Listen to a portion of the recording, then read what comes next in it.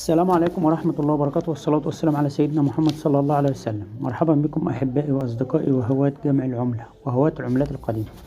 معكم عبد الفتاح مليم، قناة العملات المعدنية القديمة والنادرة. وقبل ما نبدأ الفيديو برجاء تفعيل زر الجرس لكي يصلكم مني كل جديد.